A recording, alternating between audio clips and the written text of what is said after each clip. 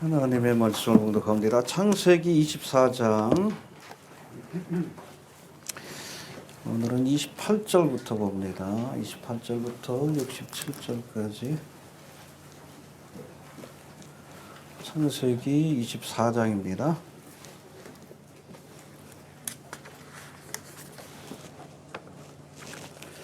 교독합니다. 소녀가 달려가서 이를 어미 집에 고하였더니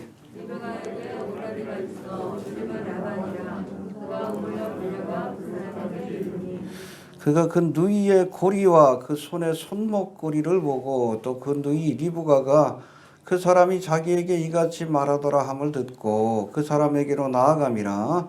때에 그가 우물가 약대 곁에 섰더라.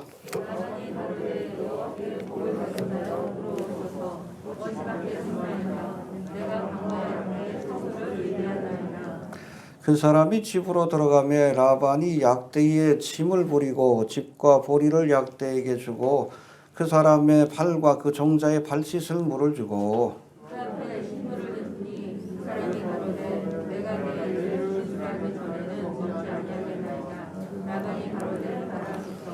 그가 가로되 나는 아브라함의 종이니이다.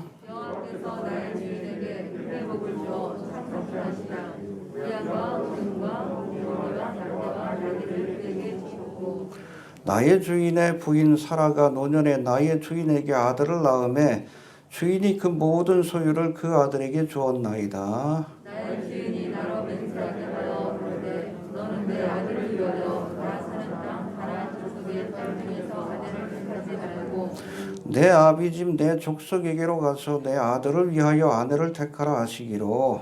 내가 내 주인에게 말씀하되 꼭 여자가 나를 좋지 않으면 어찌 할리인가 하는도다.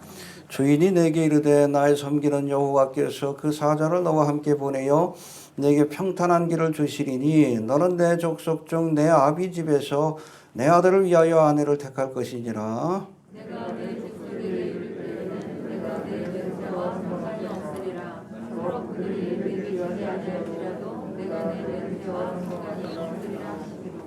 내가 오늘 우물에 이르러 말씀하기를 나의 주인 아브라함의 하나님 여호와여 만일 나의 행하는 길에 형통함을 주실진데 내가 이 물 옆에 서다가 청년 여자가 물을 오거든 내가 그에게 요청하기를 너는 물을 마시기를 내게 조금 부어주시오라고.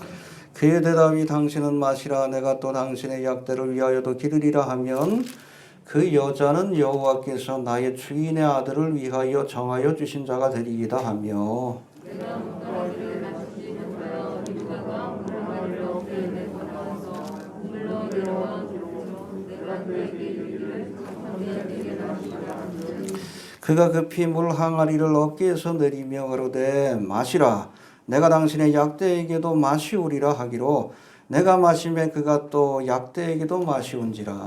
내가 그에게 묻기를 내가 니네가며 언제 그러되 내가 나오리라 그의 간이라 하기로 내가 고리를 그 물을 내고 손목고리를 그 손에 끼우고 나의 주인 아브라함의 하나님 여호와께서 나를 바른 길로 인도하사 나의 주인의 동생의 딸을 그 아들을 위하여 택하게 하셨으므로 내가 머리를 숙여 그에게 경배하고 찬송하였나이다. 이제 당신들이 인자와 진실로 나의 주인을 붙잡으려거든 내게 구하시고 그렇지 않을지라도 내게 도하여 나로 좌우가 상하게 하소서. 라반과 푸두엘이 대답하여 가로되 이 일이 여호와께로 말미암았으니 우리는 가부를 말할 수 없노라. 리브가가 그의 앞에 있으니 데리고 가서 여호와의 명대로 그때 그의 주인이 아니라 아브라함의 종이 그들의 말을 듣고 땅에 엎드려 여호와께 절하고 은근들과 의복을 꺼내어 리브가에게 주고 그 오라기와 어미에게도 우물을 주리라. 이에 그들 곧 종과 종자들이 먹고 마시고 유숙하고 아침에 일찍 일어나서 그가 가로되 나를 보내어 내 주인에게로 돌아가게 하소서. 리브가의 오라기와 그 어미가 가로되 우물로 먼지를 먹어도 너를 우리와 함께 하라. 그 후에 그가 갈 것이니라. 그 사람이 그들에게 이르되 나를 만류치 마소서. 여호와께서 내게 형통한 길을 주셨으니 나를 보내어 내 주인에게로 돌아가게 하소서. 그들이 가로되 우리가 소녀를 불러 그에게 물으려 하고 리브가를 불러 그에게 이르되 네가 이 사람과 함께 가려느냐? 그가 대답하되 가겠나이다. 그들이 리브가와 그의 부모와 아브라함의 종과 동자들을 보내며 리브가에게 축복하여 가로되 우리 누이여 너는 천만인의 어미가 될지어다. 내 씨로 그 원수의 성문을 얻게 할지어다. 리브가가 일어나 그들과 함께 약대를 타고 그 사람을 따라가니 종이 리브가를 들고 가니라. 때에 이삭이 부엘라 헤로이에서 왔으니 그가 남방에 거하였음이라. 이삭이 저물 때에 들에 나가 묵상하다가 눈을 들어보매 양떼들이 오더라. 리브가가 눈을 들어 이삭을 바라보고 약대에서 내려 내게 말하되 그에서 내려가라. 우리에게로 마주오는 자 같으므로 종이 나가되 이는 내 주인이니라. 리브가가 면박을 취하여 스스로 말리오더라. 종이 그 행한 일을 다 이삭에게 고하매 이삭이 리브가를 좋아하여 모친 사라의 상황을 보고 그를 취하여 아내를 품고 살아났으니 이삭이 모친 삼사오의 위를 얻었다. 아멘. 성령 하나님을 상징하는 엘리에셀이 이제 아브라함의 명령을 받고 아브라함의 고향인 하란 땅으로 가서 이삭의 신부가 될 리브가를 만나는 장면을 살펴본 지난 시간에 이어 오늘은 이 리브가가 하란 땅을 떠나서 가나안 땅으로 찾아가 이삭을 만나는 그러한 장면을 살펴봅니다. 할렐루야.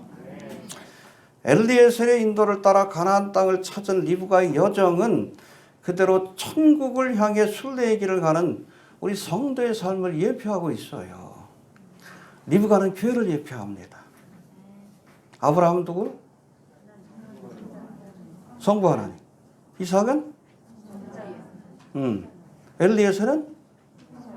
그러니까 엘리에셀이 이방 땅에 있던 이 리브가를 데리고 가나안 땅으로 인도하여 신랑을 만나게 하는 거예요.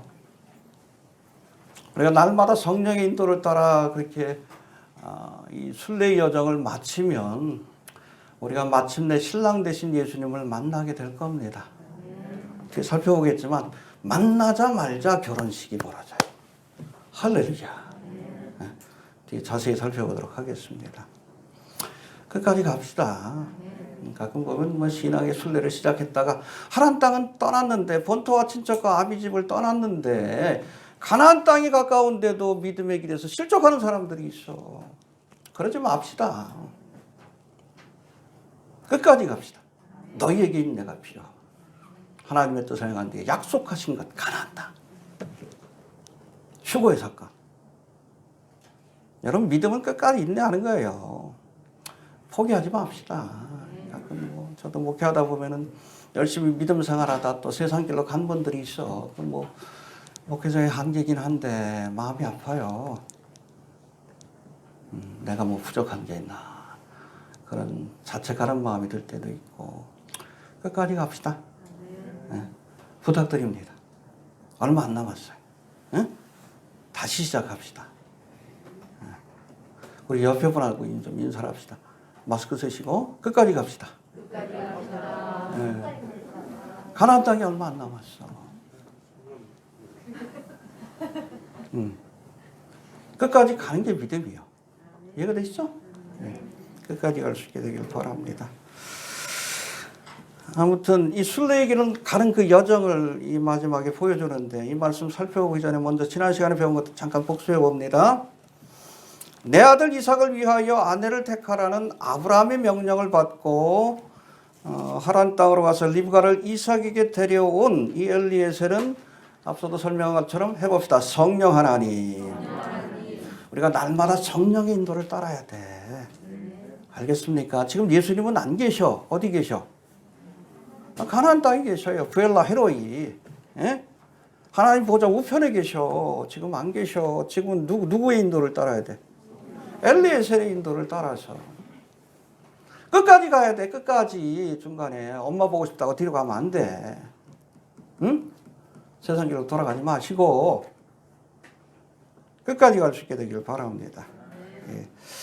이런 엘리에셀을 따라 본토와 친척과 아비집을 떠나 가나안 땅까지 찾아온 리브가는 바로 이삭의 신부, 그리스도의 신부가 될 교회를 예표하고 있습니다. 할렐루야.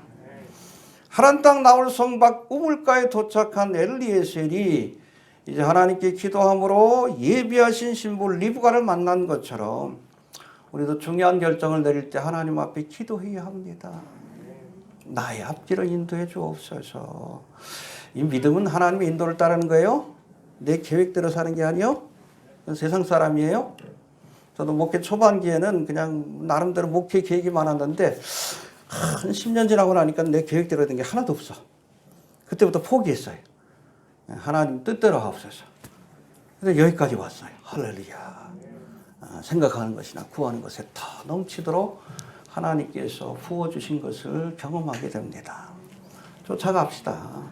여호와는 나의 목자시니, 그렇죠. 목자를 쫓아가기만 하면 부족함이 없어. 내 고집대로 사니까 고난 있고 환난 있고 풍파가 있고 끝이 안 좋은 거지. 엘리에셀을 쫓아갈 수 있게 되길 바랍니다. 네. 자, 이제는 이어지는 말씀을 통해서 이제 엘리에셀의 인도로 리브가가 이제 이삭을 만나는, 어떻게 보면 클라이막스인데 24장에 혼인 예식이 벌어지는 아주 중요한 클라이막스인데, 앞으로 우리가 경험하게 될 어린 양의 혼인 잔치를 생각하시면서 할렐루야 감정을 좀 이입하시고 우리가 본문 하나씩 좀 살펴볼 수 있게 되기를 바랍니다. 먼저 리브가와 그 오라비 라반에 관한 기록이 28절부터 31절까지인데 28절 먼저 봅시다. 시작. 네가 바로 하나님이 예비하신 신부다. 엘리에셀이 얘기해 줬겠죠, 그렇죠? 이삭의 신부다. 왜 달려갔을까요? 좋으니까. 할렐루야. 해봅시다. 기뻐서 달려갔다. 너무 기쁜 거예요. 아브라함의 며느리, 믿음의 조상에 또 이삭의 아내가 될 수 있다는 그 사실. 할렐루야. 귀로 듣기만 했지만 너무 좋은 거예요. 너무 좋은 거예요. 기뻐서 달려간 거예요. 할렐루야. 엘리에셀로부터 자신이 이삭의 신부로 간택되었다는 소식을 들은 리브가가 이제 기뻐하면서 가족들에게 달려가서 이 기쁜 소식을 전한 겁니다. 이 기쁜 소식이 뭐요? 요한계시록 복음입니다. 할렐루야.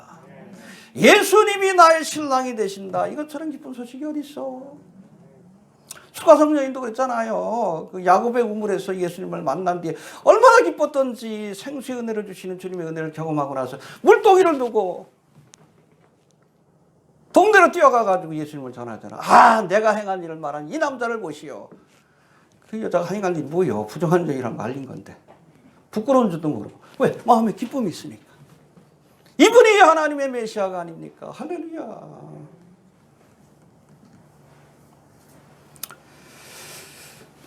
여러분, 하나님이 우리를 그리스도의 신부로 택하셨다는 이 소식, 이거는 그 어떤 소식보다도 기쁜 소식입니다.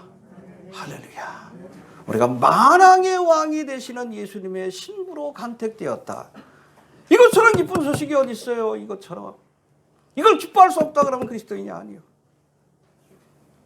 여러분, 성경을 보면 리브가와 수가성녀인처럼 요한계시록, 굿뉴스, 복음의 소식을 듣고 크게 기뻐했던 사람이 있는가 하면 오히려 복음의 소식을 들으면서도 화를 내고 복음을 전하는 자들을 핍박했던 사람들이 있어요. 누굽니까? 응? 뭐 헤롯도 있지만 사도 바울이 1차, 2차, 3차 전도여행을 갈 때마다 이 사도 바울을 핍박했던 사람들이 누구요? 율법주의자들. 유대인 다는 아니고 유대인 가운데서도 복음을 받아들이는 사람이 있었고 종교적 열심으로. 율법주의는 뭐예요? 종교예요. 복음은 뭡니까? 오직 의인은 예수를 믿기만 하면 구원받는다는 것이 복음이요. 리브가가 무슨 자격이 있어? 믿기만 하고 믿고 쫓아가면 그리스도의 신부가 되는 거예요. 이게 요한계시록 복음입니다. 율법주의는 뭐예요? 내가 뭘 해야 된다는 거예요. 규례를 지키고. 세상의 종교는 둘로 나눠져요. 위로부터의 종교와 아래로부터의 종교. 탐욕구원의 종교와 자력구원의 종교. 여러분 기독교를 제외하면 다 탐욕구원의 종교예요. 바벨탑을 쌓아야 공로를 쌓고 율법을 지키고 뭘 하고 선행을 하고. 대표적인 것이 카톨릭이지. 이런 종교적 열심을 가진 사람들이 복음의 소식을 전하는 사람들을 기뻐하지 않아. 그렇죠? 예수님 당시에 바리새인 서기관이 그랬고, 지금은 누구? 로마 가톨릭이 그렇잖아요. 오직 의인은 믿음으로 말미암아 살리라. 오직 믿음, 오직 예수. 그 전하니까 여러분 개신교인들을 핍박하기 시작했잖아. 그래서 만든 조직이 뭐예요? 예수회. 얘네들이 중세 여러분 가톨릭의 예수회라는 조직이 아주 그냥 쓰레기 같은 일들을 다 처리했어. 참된 믿음의 사람들을 그냥 마녀 사냥해가지고 불태워 죽이고 그냥 카톨릭을 다시 이게 개종시키려고 그냥 온갖 고문을 자행하고. 그러니까 여러분 가톨릭 안에서도 이 예수회가 계륵과 같은 존재였어요. 필요악이지. 그러니까 뭐 가톨릭 안에서도 예수회를 견제하기도 그랬어요. 뭐 교황들이. 그러다가 2000년 여러분 가톨릭 역사 속에서 처음으로 예수회 출신의 교황이 탄생했습니다. 이게 프란치스코예요. 앞으로 어떤 일이 벌어질지 아시겠죠? 응? 종교 통합이라는, 그렇죠? 그런 대의에 굴복하지 않는 진실한 믿음을 가진 사람들을 핍박하고 죽이는 일에 앞장을 서게 될 거예요. 지금 얌전해 보이지 아니요. 사나운 여러분 뱀과 같이 변해서 그리스도인들을 삼키려고 할 겁니다. 그래서 여러분 율법주의와 복음은 양립할 수가 없어요. 교회 안에서도 자꾸 뭘 해야지 구원받는다라고 얘기하는 사람들이 있어. 행위를 강조하는. 백신 맞으면 지옥 간대. 이게 율법주의요. 이해가 됩니까? 뭘 하지 않으면 또 휴거가 안 된대. 성경 어디 그런 말이 있어? 마지막 때 몰라도 예수 믿으면 휴거됩니다. 제가 분명히 얘기합니다. 그러나 여러분 아무리 마지막 때에 대해서 많이 알고 일루미나티에 대해서 뭐 그리스도에 많이 알아도 예수를 나의 구세주로 믿지 않으면 지옥 가요. 휴거 안 돼. 예수 믿으세요. 예수 천당 불친지요. 예수를 믿는 사람은 다 휴거됩니다. 그러나 마지막 때를 알고 예수를 믿으면 주님께서 주시는 면류관이 있어요. 생명의 면류관을 더 주셔. 상급을 더 주시는 거지. 할렐루야. 믿습니까?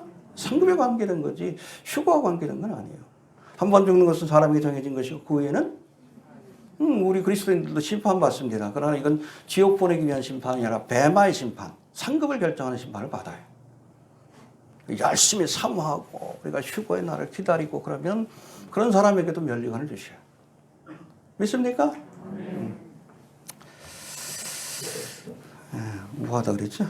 아무튼 넘어갑시다. 29절부터 32절 시작.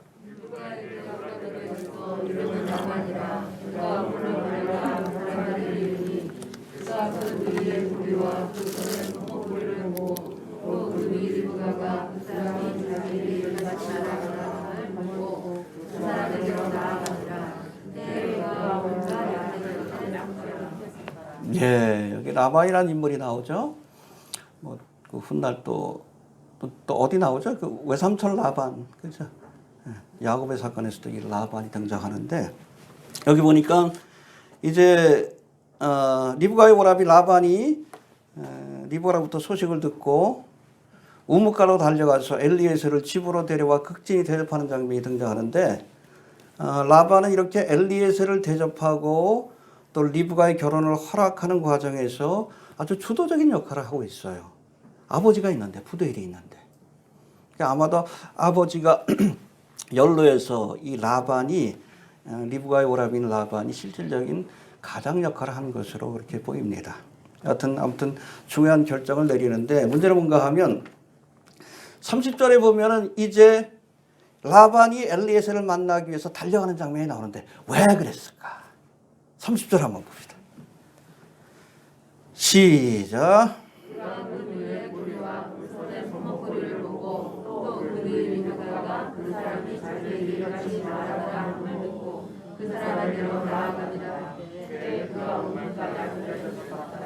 왜 달려갔어? 리브가가 차고 있는 고리, 금고리하고 손목고리를 보고 야, 저 사람 대접하면 뭔가 나오겠다, 나도. 돈 욕심이 많은 사람이에요. 이해가 됩니까? 예. 야, 저 사람한테 뭐 좀 잘하면 나도 큰 선물 하나 받을 수 있겠다. 예? 해봅시다. 돈에 대한 욕심이 많은 사람이다. 계산이 빠른 사람이요. 나중에 뭐 야곱도 계속 붙들어 두려고 했었잖아. 왜? 야곱을 통해서 축복이 주어진다는 거 아니까. 막 속여가지고. 이런 사람이 라반이요. 여러분, 리브가가 여러분 교회를 상징한다면, 성도를 상징한다면, 라반은 그렇다면 누구를 상징할까? 이 라반이라는 이름 자체가 하얗다, 백색이라는 뜻입니다. 예수님께서 뭐라고 했어요? 바리새인 서기관을 향해서 회칠한 무덤. 그대로 연상이 되죠? 어? 하나님을 믿는 것 같지만 아니요.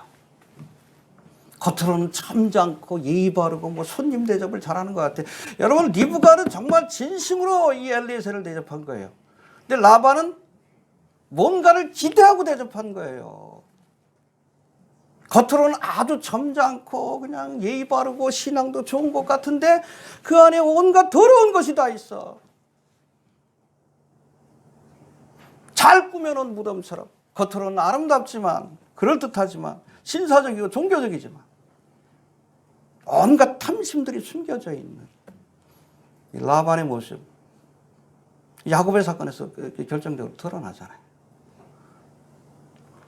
우리가 라반의 영상을 가지면 안 됩니다. 예. 이런 신앙생활 하면서도 잘 들으세요. 하나님 자신보다 하나님 주신 축복에도 관심 있는 사람들이 있어요. 그렇죠? 누구처럼? 라반처럼. 리브가는 이삭에게 관심이 있었어요.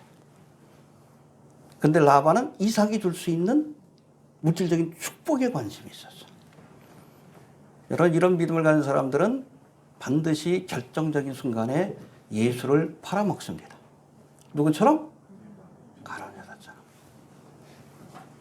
과연 내가 라반의 영성을 가진 그리스도인인지 아니면 리브가처럼 이삭이 주는 선물이 아니라 이삭 자신을 사랑할 수 있는 그런 사람인지 좀 돌아볼 수 있게 되길 바랍니다. 대형교회에서 자꾸 뭐 축복 복음 얘기하는데 이건 본질에서 벗어난 거예요. 예수님은 하나님과 재물을 겸하여 섬길 수 없다고 했어. 예수를 사랑하든지 돈을 사랑하든지. 리브가는 예수를 사랑한 사람이고 라반은 돈을 사랑한 사람이에요. 겉으로는 뭐 똑같은 믿음의 사람 같지만 아니요. 하나님은 아십니다. 교회에 나와. 복 받으려고 나오려면 여러분 나올 필요 없어. 주식 투자하세요. 비트코인은 끝났으니까 그거 말고. 응? 여기 나올 필요 없어. 돈 버는 방법. 응? 안 가르쳐줘요. 하나님을 사랑하는 방법은 가르쳐줍니다. 하나님을 사랑할 수 있게 되길 바랍니다. 내가 리브와 같은 성도인지 라반과 같은 성도인지 스스로를 돌아볼 수 있게 되길 바랍니다. 자, 그리고 32절부터 49절까지는 이 엘리에셀이 지금까지 있었던 일들을 가족들과 리브가에게 상세히 설명을 해줘요. 이렇게 성령의 사역 중에 하나입니다.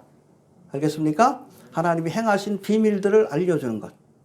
이게 성령의 사역. 아주 중요한 사역 중에 하나인데 좀 살펴봅시다. 32절, 33절 시작.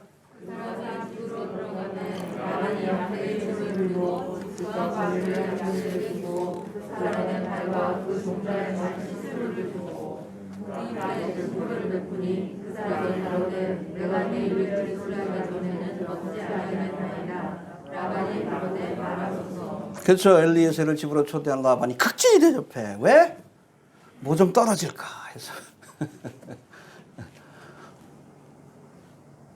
마음의 동기가 다른 거예요. 근데 여기 보니까는 음식을 차렸는데도 엘리에셀이 내가 내일을 진술하기 전에는 하나님이 맡겨주신 또 주인 아브라함이 맡겨주신 사명을 감당하는 것이 먼저다. 할렐루야. 여러분, 중동 지역에서는 보통 비즈니스를 하기 전에 먼저 식사를 해요. 이게 중동의 결례, 예법입니다. 그 예법을 지키지 않은 거예요. 그만큼 아브라함이 맡기신, 하나님이 맡겨주신 사명에 우선순위를 둔 겁니다. 너희는 먼저 그의 의를 구하라. 엘리에셀이 얼마나 배가 고팠겠어. 그렇죠? 광야길을 걸어갔는데. 당연히 음식 보면 먹고 싶지. 그러나 그것보다도 하나님의 사역을 아브라함이 내게 맡기신 그 사명을 완수하는 일에 최선을 다한 거예요. 그러니까 착하고 충성된 종이지. 우리도 그럴 수 있게 되길 바랍니다. 해봅시다. 먼저 그의 나라와 그의 의를 구하라. 배고픈 배를 채우는 것보다 아니면 풍습을 지키고 예의를 지키는 것보다 하나님의 사역이 먼저다. 할렐루야. 뒤에 또 나오는데 한번 좀 살펴봅니다. 그리고 34절부터 36절까지는 엘리에셀이 이제 리브가와 그의 가족들 앞에서 자신을 이곳으로 보낸 아브라함과 이삭에 대해서 설명해 주는. 그렇죠? 그러니까 뭐 성령 하나님이라면 성부 하나님과 성자 하나님이 어떤 분인가를 알려준 겁니다. 할렐루야. 그러면서 36절의 말씀이 중요한데 36절 한번 읽어봅시다. 시작. 나의 주인의 눈이 살아가 노년에 나의 주인을 안전하게 주인이 그 모든 소리를 그 아들에게 주었나이다. 예, 이것은 엘리에셀이 리브가의 신랑이 될 이삭을 그냥 높여주기 위해서 한 의례적인 말이 아니라 실제로 그랬어요. 이삭은 아브라함의 모든 소유를 상속을 다 받았어. 이스마엘은 먼저 쫓겨났죠.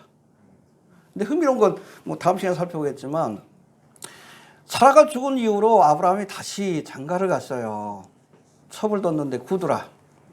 이 구두라와 사이에서 6명의 아들을 낳습니다. 대단하죠? 140이 넘은 노인네가. 근데 재미난 게 뭐냐면 이 6 아들의 소생들에게는 재산을 안 줬어요. 기프트만 줬다고 돼 있어. 그냥 선물만 주고 보낸 거예요. 모든 재산을 다 누구에게? 할렐루야. 이 이삭이 바로 예수님을 상징합니다. 하나님의 모든 권세와 영광과 축복을 주님께서 받으신 거예요. 믿습니까? 마태복음 28장 18절에 보니까 하늘과 땅의 모든 권세를 하나님이 내게 주셨다. 할렐루야. 이 권세를 가지고 예수님이 재림하셔서 이 땅을 다스리는 거예요. 해봅시다. 하늘과 땅의 모든 권세를 내게 주셨다. 누구처럼? 이삭처럼. 그러니까 여러분 이삭의 신부가 된다는 것은 하늘과 땅의 모든 권세를 받으신 예수님이 신랑이 된다는 뜻이에요. 그래서 여러분 우리가 그리스도의 신부가 되면 예수님 재림할 때 그 권세를 가지고 세상을 다스릴 때 우리도 왕국의 권세를 가지고 주님의 통치에 함께하게 되는 겁니다. 할렐루야. 이게 얼마나 큰 영광이고 권세인데. 김건희 씨 걱정이 되는데요. 남편이 대통령이 되면 영부인의 권세. 일단 기도합시다. 아합과 이스벨 같다는 그런 느낌이 드는데 뭐 건진 법사니 무슨 법사니 뭐 배추도사니 무도사니 이 무당들이 많은지 모르겠어. 이게 중요한 날짜 원래 27일 날 토론하기로 했죠. 근데 그 재수가 겹친 날이라서 안 된대. 그래서 31일 날 손 없는 날로 바꾼 거래. 여러분 국정을 자꾸 무당한테 물어보고서 하면 어떡할 거예요. 검사된 것도 무당한테 물어봤다 그러고 대통령 선거도 무당 건진이 뭘 건졌는지 모르지만 건진이 말 듣고 했다 그러고 그러니 이거 참 중요한 일마다 무당한테 물어볼 거 아니에요. 그게 아합과 이스벨이지. 김땡이 씨는 내가 웬만한 무당보다 낫다고 그런 것 같아. 에? 그 처음 본 사람이 줄리 처음 본 사람이 보자마자 신기가 있어 보인다. 제가 봐도 그래요. 여러분 무당들 보면 무당 같잖아요. 예, 신기가 있어 보이잖아. 가까이 하면 그렇게 돼요. 기도 많이 합시다. 저는 뭐 여당의 후보도 걱정이요. 차별금법 통과시킨다고 좀 그러고 있고. 누가 되든 하나님이 보고 있으셔야 돼요. 하나는 말아먹을 놈, 하나는 팔아먹을 놈 같은데. 나라를 위해서 좀 기도 많이 하시길 바랍니다. 별일 없이 지나갈 수 있도록 누가 되든 사실은 걱정스러워요. 어떤 분들은 누구 찍을 거냐 그러는데 찍을 사람이 없어. 제 신앙의 양심상 못 찍겠어. 하나는 말아먹을 놈이고 하나는 팔아먹을 놈인데 누굴 찍어? 어찌됐든 뭐 누가 되든 하나님이 역사하셔야 합니다. 무슨 얘기하다 그랬지? 해봅시다. 하나님이 역사하셔야 된다. 우리가 그리스도의 신부로서 하늘과 땅의 모든 권세를 가지신 예수님과 함께 천년왕국 기간 동안에 세상을 통치하게 될 것이다. 할렐루야. 믿습니까?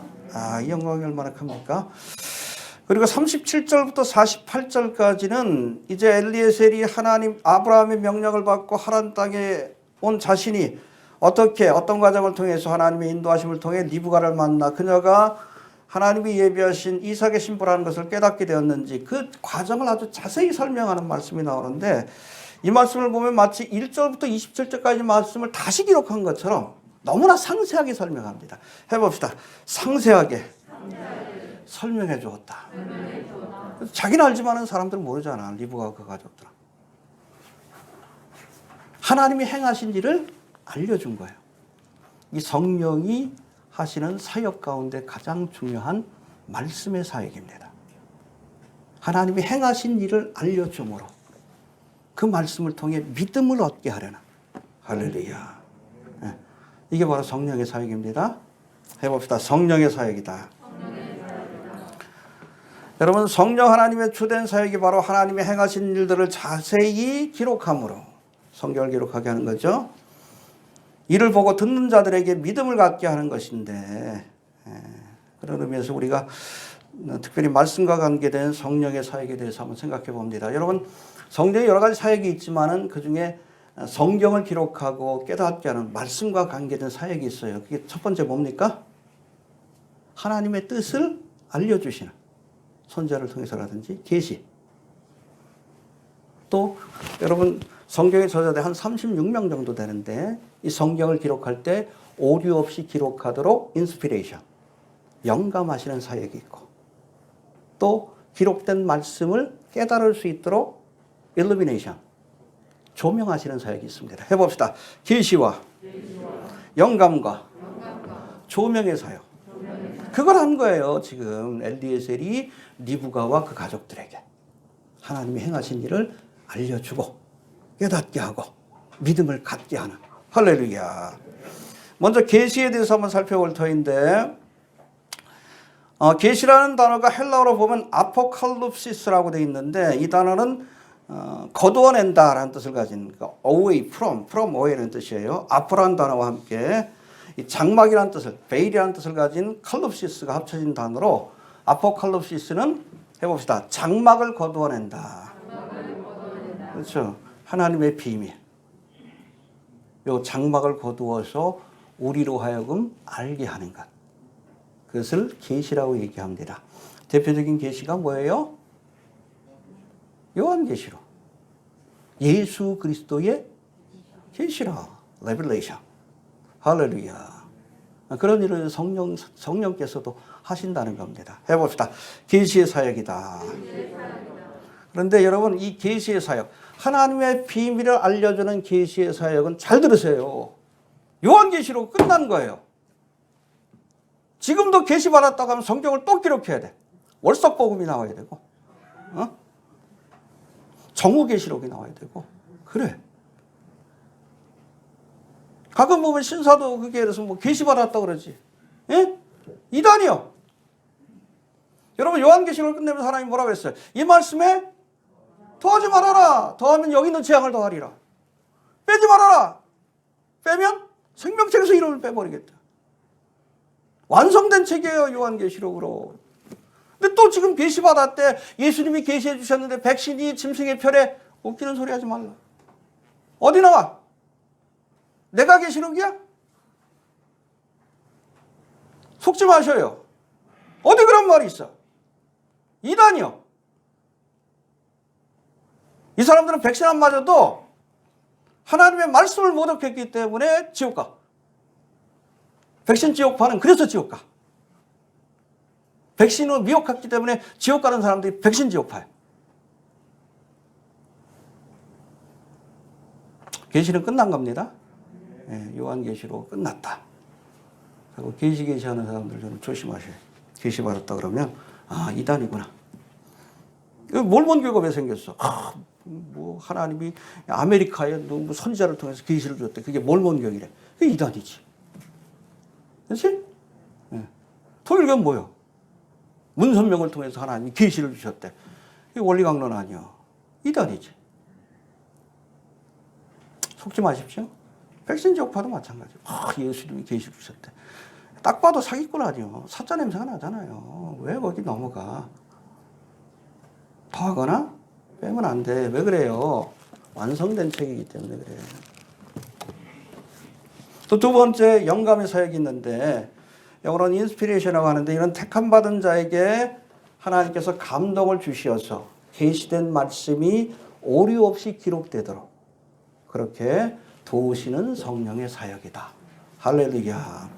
물론 여러분 이 복음서 같은 경우에도 필자의 인격적인 특징이나 뭐 자기가 뭘 했든지 누가는 의사니까 사람이 죽고 사는 거 의학적인 데 관심이 많아. 그런 기록들이 많아요.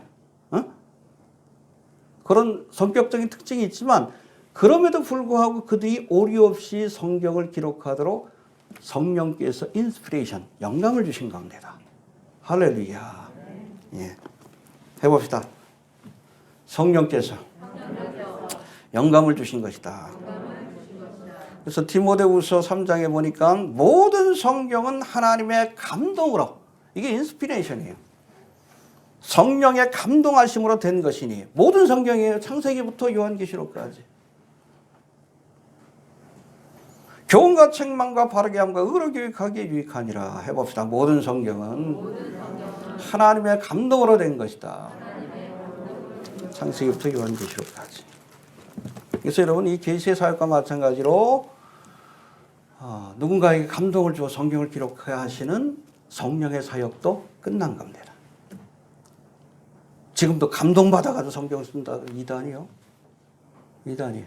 누가 감동을 줬겠어? 마귀가 감동을 준 거예요. 미혹의 영이. 영이라고 다 믿으면 안 됩니다. 그리고 마지막으로 성령의 사역 조명이 있어요. illumination. 우리가 계시와 영감을 받은 그래서 하나님의 놀라운 비밀을 깨달은 책이라 할지라도 이거 깜깜한 방 안에서 조명도 없는데 읽을 수 있어요? 조명해 줘야 합니다. 빛을 비춰줘야 돼요.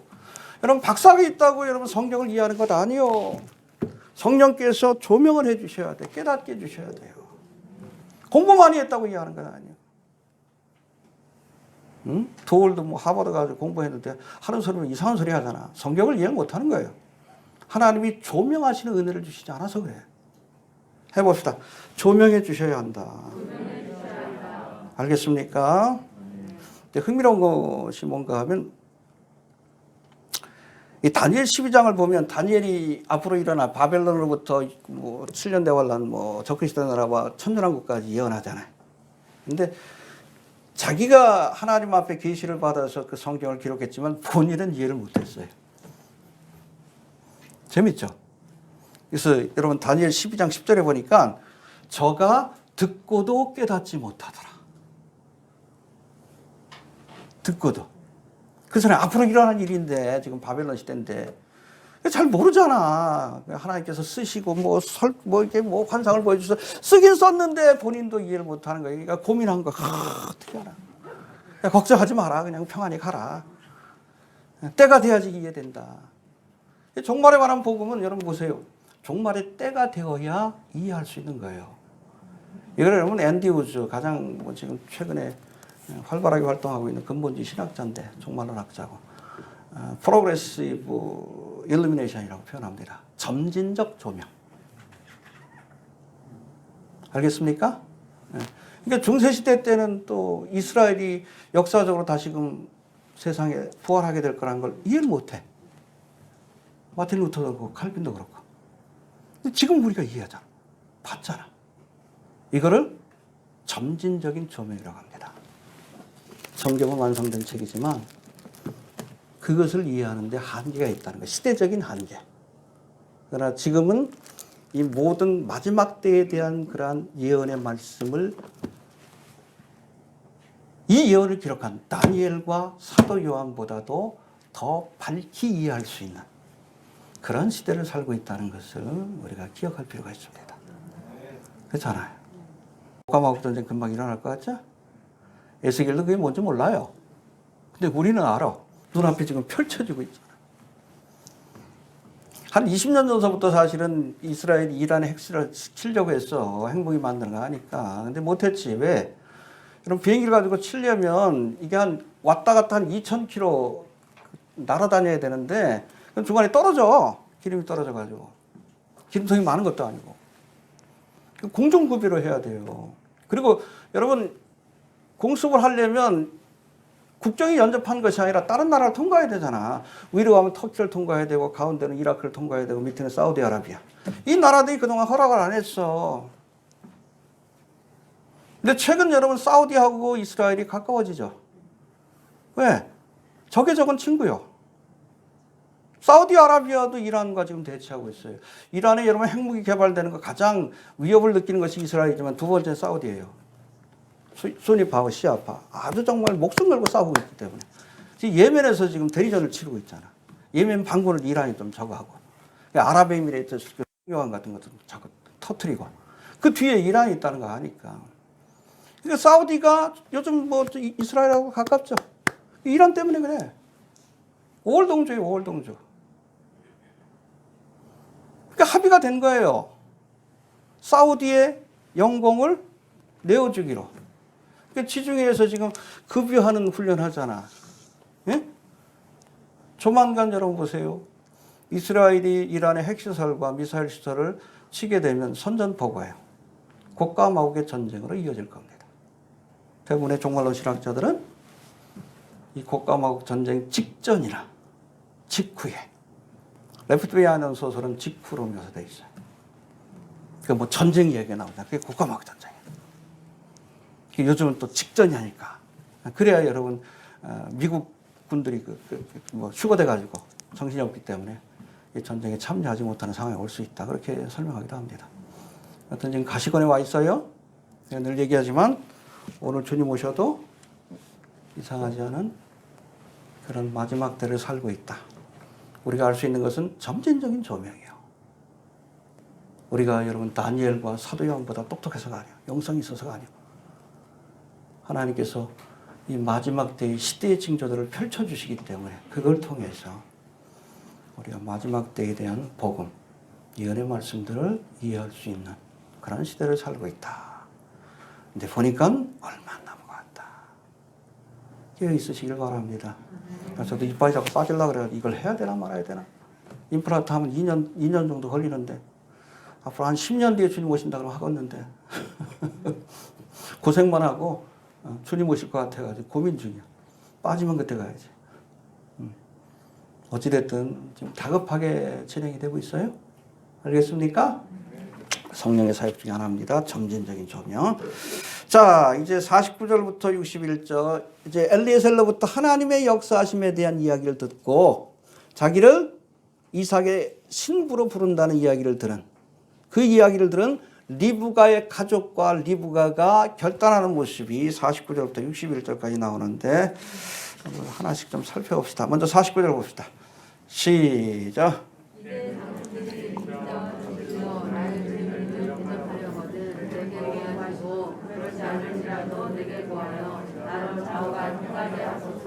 예, 하나님의 말씀과 섭리의 과정들을 다 알려준 거예요. 결단해라. 리브가를 보낼지 말지. 또 리브가에겐 너 갈지 말지. 결단해야 합니다. 해봅시다. 깨달았으면 결단해야 한다. 여러분 알고도 행치 않으면 의미가 없어요?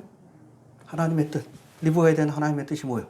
본토와 친척과 아비를 떠나 가나안 땅으로 가는 거예요. 이삭을 만나러 가는 거예요. 순례 여정을 시작하라고 주님께서 요구하십니다. 알았으면 행해야 돼. 행함이 없는 믿음은 죽은 믿음이에요. 마지막 때인 줄 알았으면 여러분 그렇게 살아야지. 왜 한편에서 마지막 때를 전하면서 왜 교회 건축을 해? 에? 100년 뒤에 뭐 지구가 온난화되니까 그 자녀들을 위해서 뭐 탄소 배출을 줄여야 되는데 엉뚱한 소리 왜 해? 행함이 없는 믿음은 거짓 믿음이에요. 그렇게 살아야 합니다. 결단할 수 있게 되길 바랍니다. 하나님의 뜻을 아는 것만 가지고는 안 돼.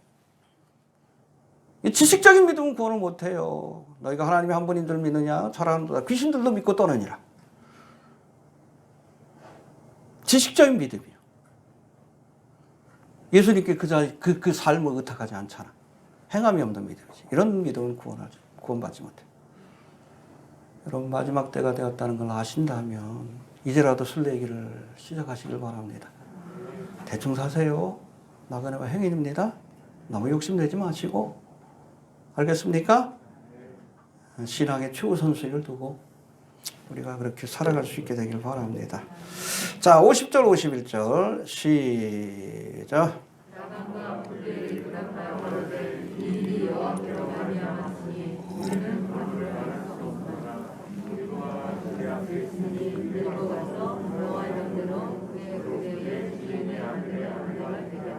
예, 결단을 요청한 엘리에셀의 말에 리브가의 오라비 라반과 그 아비 부두엘이 해봅시다. 일이 여호와께로 말미암았으니 우리는 가버를 말할 수 없노라. 어떻게 우리가 노라고 할 수 있겠느냐. 여러분 하나님의 뜻을 알았으면 순종해야 합니다. 명심보감에 나오는 이야기지만 순천자는 흥하고 역천자는 성경에도 마찬가지. 하늘의 뜻에 순종하는 사람에게는 축복이 주어질 것이고 그렇지 않은 사람에게는 심판이 주어질 것이다. 할렐루야. 여러분 하나님의 뜻을 알았다면 순종하시길 바랍니다. 이 뜻에 우리가 거역하면 하나님의 심판을 받게 돼요. 요나에게 하나님께서 니느웨에 가서 복음을 전하라고 했지. 근데 반대로 갔어. 다시스로 하는 배를 탔어. 이 풍랑을 만나게 하시고 물고기 뱃속에 갇히게 하시잖아. 역천자는 망한다는 거예요. 하나님의 뜻을 알았으면 순종하시길 바랍니다. 사도 바울 여러 번 설명하지만 2차 전도 여행 때 원래는 아시아로 가려고 했는데 자꾸 막으셔요. 성령께서. 들어와 지방에서 기도하는데 밤에 환상을 보여주셨어. 마케도냐 사람, 코가 삐죽하고 머리가 노랗고 이런 사람이 와서 우리를 도와달라. 근데 거기 아주 재미난 말씀이 나와요. 이 사건을 설명할 때 사도행전 10장 10절에 보니까 바울이 이 환상을 본 후에 마게도냐의 환상입니다. 우리가 곧 마게도냐로 떠나기를 힘쓰니 순종했어요. 왜 순종했는가? 이는 하나님이 저 사람들에게 복음을 전하고 우리를 부르신 줄로 인정함이라. 이 단어가 굉장히 중요해요. 해봅시다. 인정함이라. 헬러는 신비바드라고 되어 있고 영어는 conclude라고 되어 있는데 이게 하나님이 우리에게 주신 최종적인 계시인 줄로 인정하고 그 뜻에 순종하기로 결정했다. 인정하시길 바랍니다. 과정은 있어도 결론은 conclude. 하나님의 뜻을 순복하는 것을 해야 돼. 그래야 흥합니다. 역천하면 망합니다. 해봅시다. 하나님의 뜻을 알았으면 순종해야 한다. 일이 여호와께로 말미암았으니 우리는 가부를 말할 수 없노라. 하나님의 뜻에 따르겠습니다. 할렐루야. 예. 52절 53절 봅시다. 시작.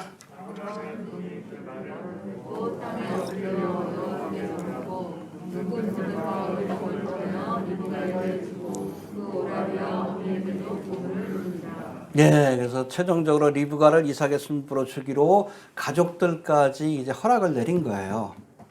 허락을 내리니까 그 다음에 엘리에셀이 하나님 앞에 감사하고 그 다음에 또 뭘 했습니까? 은금 패물과 의복을 꺼내어 리브가와 가족들에게 주었습니다. 뭘 준 거예요? 지참금이에요. 지참금. 보통 이런 동양에서는 신부가 결혼할 때 신랑한테 지참금을 줍니다. 일반적으로. 특별히 인도 같은 경우에는 그래. 근데 결혼할 때만 받는 것이 아니라 돈 필요할 때마다 신랑이 신부 측에 지참금 달라 그래가지고 사회적인 문제가 되기도 해요. 쓰레기들이요, 인도 사람들. 근데 유일하게 중동 지역에서는 반대예요. 결혼할 때 신랑이 신부에게 지참금을 줍니다. 할렐루야. 바로 그거예요. 지참금을 주는 거. 그 가족들에게. 가족끼리 두니까 특별히 뭐 사우디나 쿠웨이트 같은 경우에 좀 잘 사는 나라니까 그 신부를 데려오려면 돈이 많이 들어. 그러니까 저기 말레이시아나 인도네시아 이런 데 여자들을 데려다가 결혼하고 그런데 돈이 없어가지고 거긴 좀 싸잖아. 아무튼 여러분 이거는 지참금을 주어서 공식적인 혼인 예식이 시작되었음을 알리고 있는 겁니다. 할렐루야. 해봅시다. 공식적으로 혼인 예식이 시작되었다. 네, 이스라엘 혼인 풍습에도 쭉 나오지만 이게 뭐예요? 딴 게 아니라 여러분 예수님께서 우리를 피로 값주고 사신 겁니다.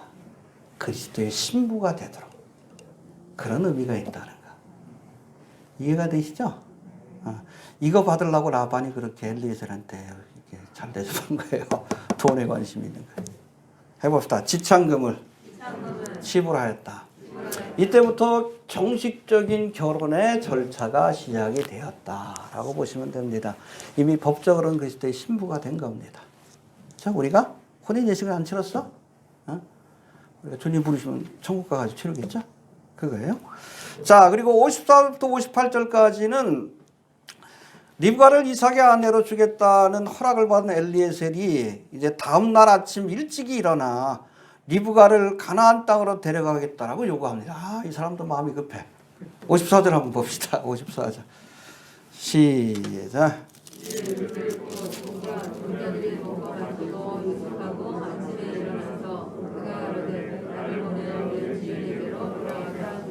네, 이 사람은 여러분 하나님의 사역, 주인의 사명을 완수하는 일에 최선을 다한 거예요. 우선순위를 둔 겁니다.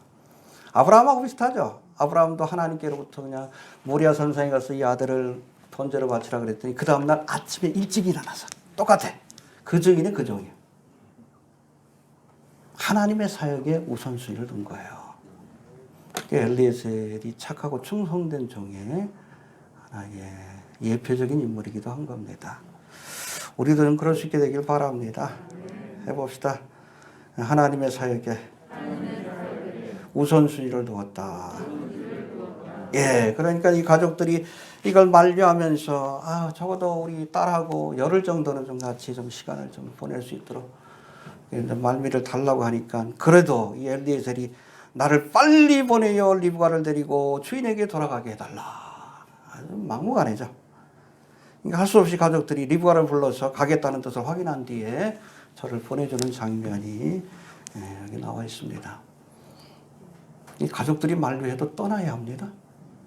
쟁기를 들고 뒤를 돌아보는 자는 하나님 나라에 합당치 않다. 이 말씀을 왜 주신 건지 알죠? 어느 사람에게 나를 따라 그랬더니 뭐라고 해요? 그 전에 먼저 내가 집에 가서 식구들하고 작별 인사하겠습니다. 그때 이 말씀 하셨어요. 쟁기를 들고 뒤를 돌아보는 자는 하나님 나라에 합당치 않다. 가면 안 올 거 아신 거예요. 지체하면 못하게 됩니다. 결단했으면 바로 해야 돼. 알겠습니까? 해봅시다. 지체하면 못하게 된다. 하나님의 뜻인 줄 알았으면, 여러분 예수를 믿으면 구원받는 줄 알았으면 이 시간 여러분 지체하지 마시고 예수님을 구세주로 고백하고 믿음의 길을 시작해야 합니다. 늦추지 마셔요. 내일은 내 시간이 아니에요. 가족들하고 이렇게 함께 하다가 인정이 매여가지고 결국에는 믿음의 길을 못 가는 거예요. 인정이 매이면 어떻게 믿음의 길을 가겠어? 결단해야 합니다. 여러분 예수님께서 부르실 때 베드로, 안드레, 야고보, 요한 마태복음 4장에 보면 이들을 부르는 장면, 이게 다 뭐 한결같이 다 어부들인데, 응? 사람을 낚는 어부가 되게 하리라. 근데 베드로는 그물을 버려두고 예수님을 쫓아고, 안드레, 야고보, 요한은 뭘 버렸어요? 응? 그물뿐 아니라 배와 그 아비를 버려두고 다 버리고 쫓아야 돼. 그래야 예수님의 제자가 되고 신부가 될 수 있는 겁니다. 해봅시다. 다 버리고 떠날 수 있어야 한다. 본토와 친척 아비 집을 떠나! 그 결단을 못 내리면 믿음의 길을 갈 수 없는 겁니다. 자, 그리고 60절에는 60절 한번 봅시다. 60절 시작.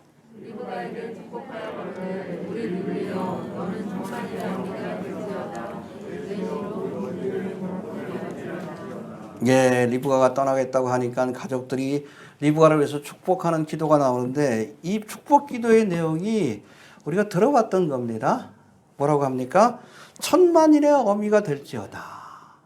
그래서 네 후손이 하늘의 별과 같이 바다의 모래와 같이 많아지게 될 것이다. 그리고 내 씨로 원수의 성문을 얻게 할지어다. 할렐루야. 이게 뭔가 하면 여러분 모리아 산상에서 하나님께서 아브라함이 이삭을 바치는 최종 시험에 합격하니까 그때 주셨던 축복의 말씀하고 똑같아. 봅시다. 22장 17절.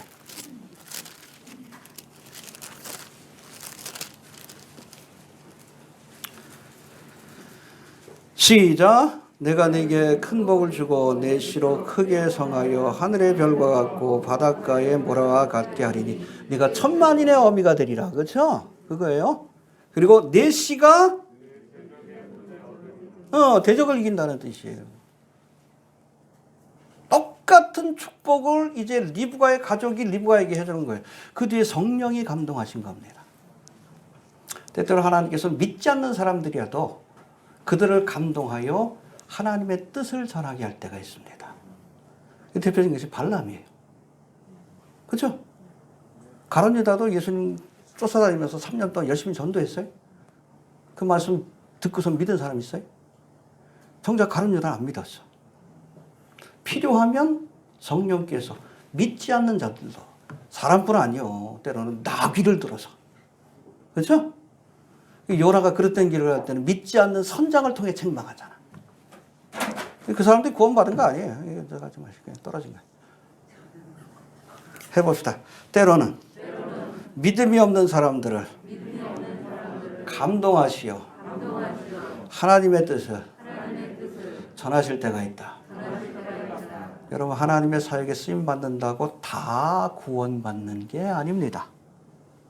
이해가 되시죠? 은혜 받았다라고 다 구원받는 게 아니에요. 은혜는 구원의 전제 조건입니다. 은혜를 받아도 그 은혜를 통해서 주신 은혜를 구원의 기회로 선용하지 않으면 은혜 받고 버림받는 그런 사람이 될 수 있다는 것을 우리가 알아야 합니다. 알겠습니까? 믿지 않는 리브가의 가족을 통해서 저들을 감동시켜서 아브라함이 주신 축복을 그대로 리브가에게 빌어주도록 성령께서 감동하신 겁니다. 하나님 역사하시는 장면이에요. 굉장히 중요합니다. 그리고 61절은 24장 전체에서 가장 중요한 장면이라고 할 수 있는데 61절 봅시다. 61절 시작. 리브가가 일어나 미자 왕의 아들을 가고 그 사람을 따라가니 종이 리브가를 데리고 가느니라. 예, 여기서부터 여러분 신앙의 발걸음이 시작이 되는 겁니다. 할렐루야. 엘리에셀로부터 이삭에 관한 소식을 들은 리브가가 복음을 들은 거예요. 드디어 신랑을 만나기 위해 본토와 친척과 아비집을 떠나 가나안 땅으로의 순례의 길을 시작하는 모습을 보여주는데 사실 여러분 이 하란 땅으로부터 브엘라헤로이 가나안 땅까지는 직선으로 한 700km 된대요. 근데 길이 이렇게 구불구불 나 있으니까 1000km가 넘는 아주 머나먼 그 길입니다. 이 먼 길을 잘 들으세요. 얼굴도 본 적 없어요? 귀로만 들은 거예요. 말씀만 들은 거예요. 말씀만 듣고 엘리에셀이 증거해주는 말씀. 오늘도 성경에 나와 있잖아요. 예수님 어떤 분인가. 말씀만 듣고 1000km가 넘는 그 머나먼 길을 순례의 길을 선택한 겁니다. 할렐루야. 이게 성도의 삶이에요. 여러분 예수님 보셨습니까? 못 봤지. 말로만 들은 거예요. 엘리에셀을 통해서 성경을 통해서 어떤 분인지. 그러나 믿음을 가지고 순례의 길을 가는 겁니다. 가다 보면 마침내 가나안 땅에 도달해서 그렇게 사모하던 우리가 신랑을 만나게 되는 거예요. 할렐루야. 믿습니까? 예. 그 만나는 장면이 62절, 67절에 나오는데 이거 굉장히 중요해요. 자, 62절 봅시다. 시작.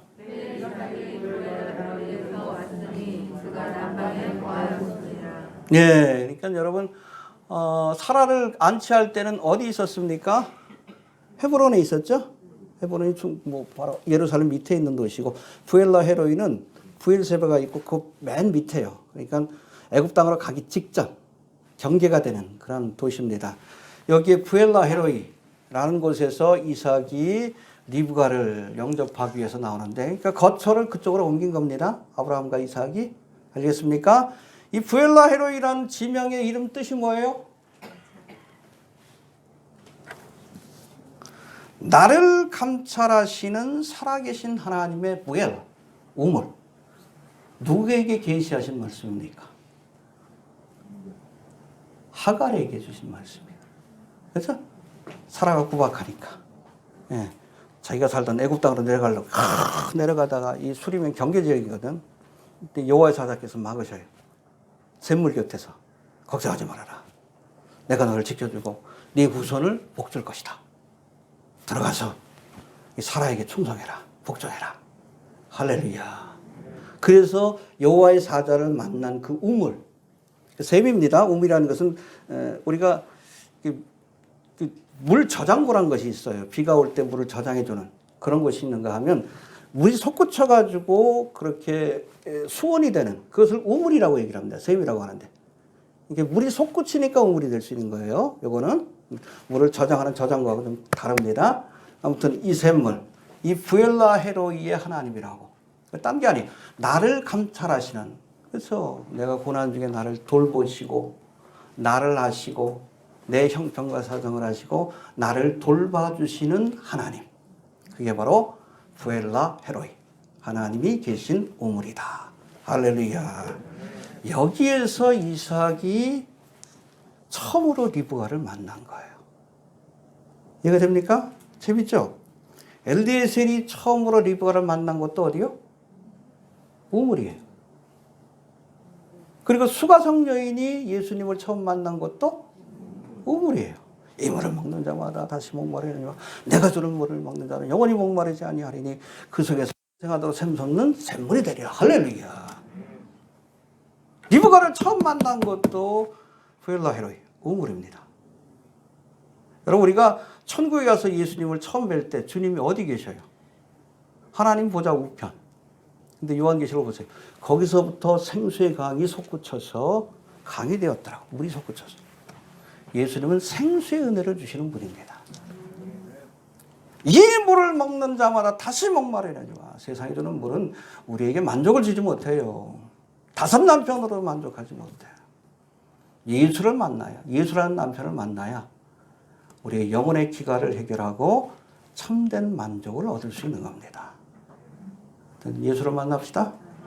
네, 우리에게 생수의 은혜를 주시는, 우리의 모든 것들을 만족해 하시는 예수님을 만나기 위해서 우리가 부엘라 헤로이, 우물로 찾아갈 수 있게 되길 바랍니다. 그리고 63절 봅시다. 시작. 이삭이 저물 때 들에다가 묵상하다가 눈을 들어보니 라헬이 오더라. 예, 이삭이 뭐 하다가 리브가를 만났습니까? 묵상하다가, 기도하다가. 지금 여러분 2000년 전에 이 땅에 오셔서 대속의 사역을 완성하시고 부활 승천하신 예수님은 하나님 보좌 우편에서 뭐 하고 계셔요? 누구를 위해? 그렇죠. 이삭도 신부 될 사람을 위해서 기도했겠지. 우리를 위해서 무사히 순례길을 마치도록. 하늘 보좌 우편에서 우리를 위해서 기도하고 계시는 거예요. 신랑 되신 예수님이 무사히 순례길을 마치고 혼인잔치에 참여할 수 있도록. 할렐루야. 기도해 주십니다. 예, 그래서 로마서 8장 33절에 보니까 누가 정죄하리요? 죽으실 뿐 아니라 다시 살아나시는 이는 예수 그리스도니 그는 하나님 우편에 계신 자요 우리를 위하여 간구하는 자신이라. 할렐루야. 뭐 딴 거 아니요. 우리가 무사히 가나안 땅에 도착할 수 있도록, 혼인 예식에 참여할 수 있도록 기도하고 계십니다. 예, 그리고 64절 65절 봅시다. 시작.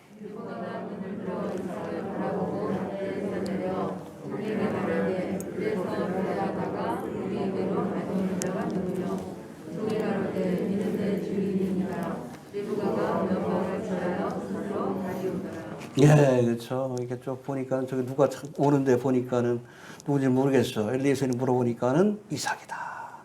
신랑이죠. 그러니까 약대에서 내려가지고 뭐라고 합니까? 그 면박을 썼다라고 말씀합니다. 면박. 이게 차이프라고 돼 있어요. 원래 원어를 보면. 중동 여자들이 평상시에도 면박을 씁니다. 마스크 쓰듯이. 예? 근데 이거 좀 작은 거예요. 근데 여기서의 차이프는 결혼식 때 사용하는 큰 면박이에요. 이때 결혼의 예식이 시작이 된 거예요. 여러분, 우리가 주님 앞에 이제 휴거되어서 하나님이 예비하신 처소에 올라가게 되면 그때부터 면박을 쓰고 결혼의 예식이 시작이 되는 겁니다. 할렐루야. 맞습니까? 얼마 동안 결혼 예식이 시작이 돼요? 7년. 그 7년 동안 있다는 환란이 있는 거예요. 결혼 예식에 참여할지, 7년 대환란에 참여할지, 그리스도를 만날지, 적그리스도를 만날지 결정하십시오. 이해됩니까? 그래서 많은 사람들이 환란 통과 얘기하는데 웃기는 얘기요. 우리가 기다리는 대상은 적그리스도가 아니에요. 그리스도지.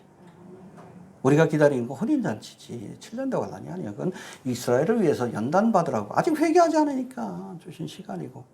세상 사람들이 구원을 받을 수 있는 마지막 기회고. 그리스도를 대적했던 세상 나라를 심판하는 기간이지. 우리하고는 상관없습니다. 올라가자 말자 면박을 쓰고 혼인 예식이 시작이 됩니다. 할렐루야. 예. 잘 연결이 되죠? 자, 66절, 67절 봅시다. 시작.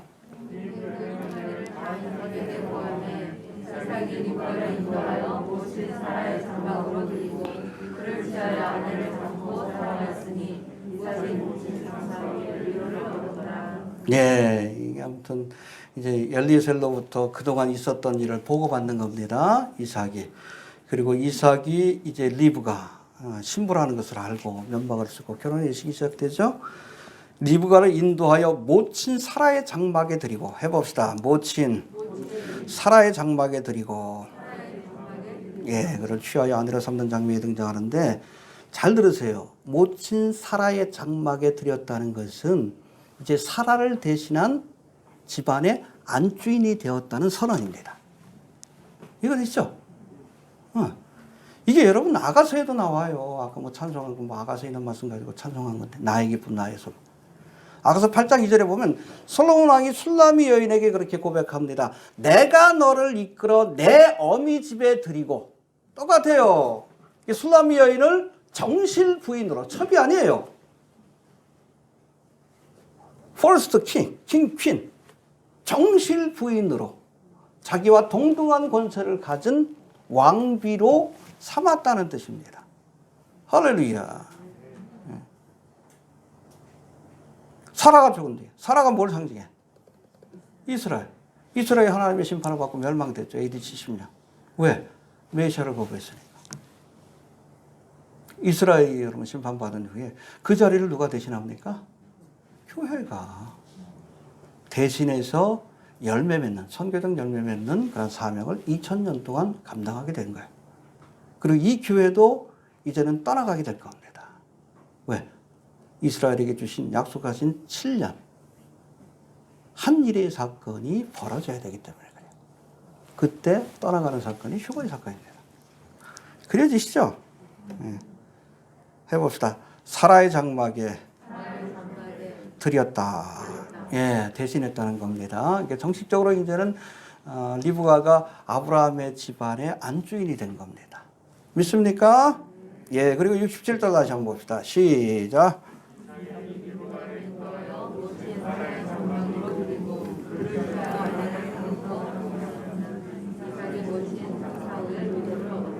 예, 그렇죠. 사라가 죽고 나서 크게 낙심했겠지. 이스라엘이 심판받는 모습 보고 얼마나 낙심했겠습니까? 하나님이. 근데 그걸 위로한 사람이 교회예요. 리브가입니다. 여러분, 교회는 그리스도의 사랑과 기쁨의 대상이에요. 그래서 우리가 그리스도를 위해서 할 수 있는 가장 큰 일은 딴 게 아니에요. 그리스도를 사랑하는 겁니다. 그럴 수 있게 되길 바랍니다. 네. 여러분, 사랑은 사랑으로 갚아야 돼. 주님께서 우리를 사랑하시니까 우리도 주님을 사랑해야 되는 거예요. 네. 정리합니다. 라반의 초대로 리브가의 집에 도착한 엘리에셀은 리브가와 가족들 앞에서 그를 이곳에 인도에 보낸 아브라함과 이삭에 대해서 그리고 하란 땅에서 리브가를 만나게 하신 하나님의 인도하심에 대해서 증거했습니다. 이게 레벨레이션이에요. 하나님의 섭리와 경륜과 행하신 일들을 알려준 겁니다. 이게 성령의 사역이에요. 그걸 통해서 믿음을 갖게 하신 거예요. 믿음은 말씀을 들으면서 우리가 생기는 겁니다. 성경 열심히 보세요. 엉뚱한 소리 듣지 마시고 유튜브도 조금 좀 절제하시고. 저도 잘 안 봐. 응? 저도 성경 보세요. 그래야 믿음이 생기는 거예요. 이해가 됩니까? 엘리에셀을 통해 하나님의 뜻을 깨달은 가족들이 리브가를 떠나보내고 또 리브가가 이삭의 신부가 되기로 결단함으로 가나안 땅을 향한 리브가의 여정이 시작되었습니다. 할렐루야. 알았으면 순종해야 합니다. 알고도 행치 않으면 죽은 믿음이에요. 알겠습니까? 네. 아무튼 가나안 땅으로 오라 하시는 주님의 뜻을 알았으면 순례를 시작해야 돼. 이해가 되십니까? 본토와 친척과 아비집을 떠나 가나안 땅으로 찾아온 리브가가 부엘라 헤로이, 나를 감찰하시는 살아계신 하나님, 그게 예수님이십니다. 그 우물에서 예수님을 만나서 결혼의 예식을 치름으로 죽은 사라를 대신하여 아브라함의 은총과 축복을 계승하는 사람이 될 수 있었습니다. 할렐루야. 리브가가 이삭을 만나기 위해 순례의 여정을 시작하고 완주한 것처럼 우리도 신랑 되신 예수님을 만나기 위한 순례의 여정을 시작한 사람들입니다. 끝까지 갑시다. 끝까지 갑시다. 포기하지 마시고. 그렇죠? 이게 철로 역정이야. 뭐 중간에 미혹받아서 포기하는 사람들 많잖아. 끝까지 완주하면 아무튼 그곳에서 우리가 천국에서 신랑 되신 예수님을 만나서 어린 양의 혼인잔치에 참여하고 그걸로 끝나는 게 아니에요. 하나님의 나라를 유업을 얻는 큰 축복을 얻게 될 줄로 믿으시길 바랍니다. 신랑이 오십니다. 예, 주신 말씀 듣고 기도합니다. 하나님을 감사합니다.